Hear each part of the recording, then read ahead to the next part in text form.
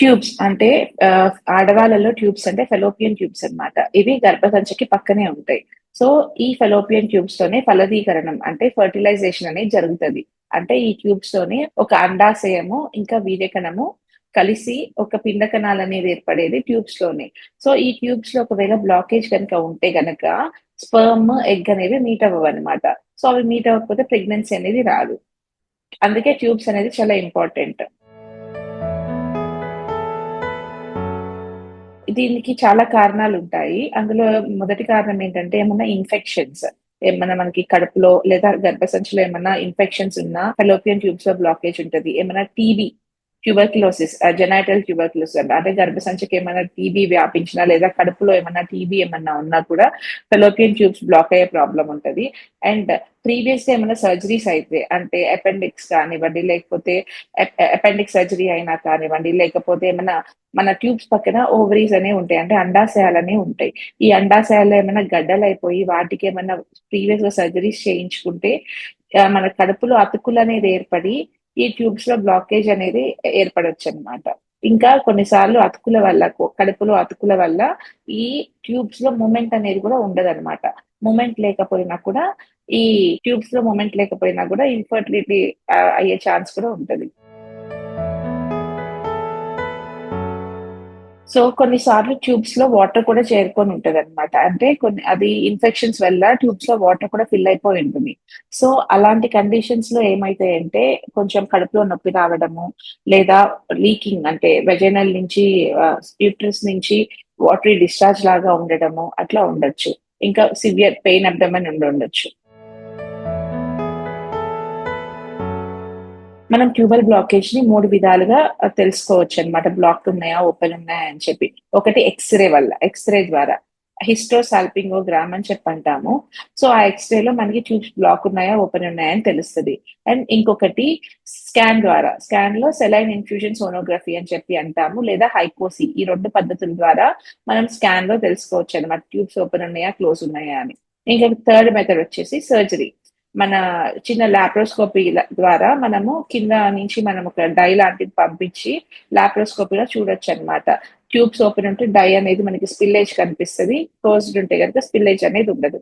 So మనం ఈ 3 పద్ధతుల ద్వారా మనం ట్యూబ్స్ ఓపెన్ ఉన్నాయా, క్లోజ్ ఉన్నాయా అనేది తెలుసుకోవచ్చు.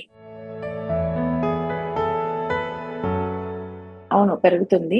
ఒకటేంటంటే multiple partners, multiple sexual partners ఉంటే కూడా తనకి ఎస్టీడీ సెక్షువల్లీ ట్రాన్స్మిటెడ్ డిసీజెస్ వచ్చి దాని వల్ల యూట్రస్ లో ఇన్ఫెక్షన్స్ అయ్యి ఆ ఇన్ఫెక్షన్స్ వల్ల ఫెలోపియన్ ట్యూబ్స్ లో అతుకులు ఏర్పడే ప్రాబ్లం ఉండొచ్చు. అండ్ ఇంకొకటి స్మోకింగ్. స్మోకింగ్ వల్ల ఏమైతుందంటే మన ట్యూబ్ లోపల చిన్న చిన్న హెయిర్ లాగా ఒక ప్రొజెక్షన్స్ లాగా ఉంటాయి అన్నమాట. సో వాటి వల్లే దాన్ని సీలియా అంటారు. సో ఈ సీలియా మనకి మంచిగా ఉంటేనే మనకి ఫామ్ అయిన ఎంబ్రియో అంటే ఫామ్ అయిన బేబీ సెల్స్ అంతా ఫామ్ అయితే కదా, అవి ఏర్పడిన తర్వాత గర్భసంచిలోకి జారటానికి సీలియా మూమెంట్ ఉంటేనే మనకి యూట్రస్ లోకి జారుతుంది. ఆ మూమెంట్ సరిగా లేకపోతే రిస్క్ ఆఫ్ ఎక్టోపిక్ అంటే పేగులోనే ప్రెగ్నెన్సీ ఏర్పడడం, లేకపోతే ఈ ట్యూబ్ మూమెంట్ సరిగా సీలియా ఏం చేస్తుందంటే స్పర్మ్ కానీ ఎగ్ కానీ మూవ్ అవ్వడానికి హెల్ప్ చేస్తుంది అనమాట. సో కొంతమంది స్మోకింగ్ చేసే వాళ్ళు అండ్ స్మోకింగ్ వల్ల ఏమైతుందంటే ఈ సీలియా అనేది డ్యామేజ్ అవుతుంది. సో సీలియా మంచిగా లేకపోతే కనుక ఎగ్, స్పర్మ్ ట్యూబ్ లో ఫ్రీగా మూవ్ అవ్వలేవు అనమాట. ముందు చెప్పిన టెస్టుల ద్వారా తనకి ఒకవేళ ట్యూబల్ బ్లాకేజ్ ఉందని నిర్ధారిస్తే అది ఏ స్టేజ్ లో ఉందో చూసుకుంటాం. మినిమల్ బ్లాకేజ్ ఉంటే కనుక ఆ బ్లాకేజ్ ని మనం క్లియర్ చేయొచ్చు. లేదు మినిమల్ బ్లాకేజ్ లేదు, కొంచెం బ్లాక్స్ థిక్ గా ఉన్నాయి, అవి క్లియర్ అవ్వట్లేదు అంటే కనుక they have to go for IVF, in vitro fertilisation. IVF success rate అనేది ట్యూబ్స్ మీద ఏం డిపెండెంట్ అవ్వదు. సో నార్మల్ గా జనరల్ గా అన్ని మంచిగా ఉంటే జనరల్ గా ఐవీఎఫ్ గ్యారంటీ వచ్చేసి 40-50%. అండ్ ఈ 40-50% కూడా దేని మీద డిపెండ్ అయి ఉంటుంది అంటే తన ఎగ్ క్వాలిటీ బట్టి, హస్బెండ్ స్పర్మ్ క్వాలిటీ బట్టి, ఇంకా పేషెంట్ ఒక ఏజ్ బట్టి వీటి మీద డిపెండ్ అయి ఉంటది అనమాట. అంటే ఐవీఎఫ్ సక్సెస్ రేట్ అనేది ట్యూబ్ బ్లాక్ ఉన్నా ఓపెన్ ఉన్నా సేమ్ సక్సెస్ రేటే. బట్ మెయిన్ గా ఏమేమి ఇంపార్టెంట్ రోల్ ప్లే చేస్తాయి ఐవీఎఫ్ లో సక్సెస్ రేట్ కి అంటే పేషెంట్ ఒక age, egg number, egg quality, sperm quality అనేవి మెయిన్ రోల్ ప్లే చేస్తాయి. కొన్నిసార్లు మనము ట్యూబల్ బ్లాకేజ్ ఉంటది. ట్యూబల్ బ్లాకేజ్ అని తెలిసినప్పుడు కొన్ని మైనర్ సర్జరీస్ చేస్తుంటాం. సో వాటి వల్ల అంటే పేషెంట్‌కి ఇంప్రూవ్ చేయడానికే చేస్తుంటాం. బట్ కొన్నిసార్లు ఏమైతదంటే ట్యూబ్ బాలేకపోతే సర్జరీ చేయించుకున్నా డాక్టర్ అడ్వైస్ చేస్తారు.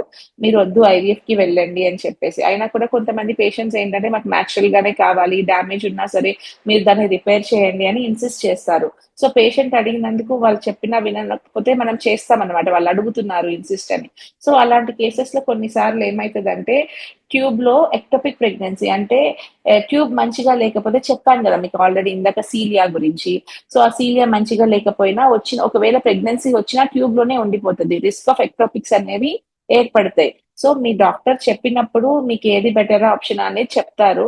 గో విత్ ద డాక్టర్ అనేది నేను సజెస్ట్ చేస్తాను.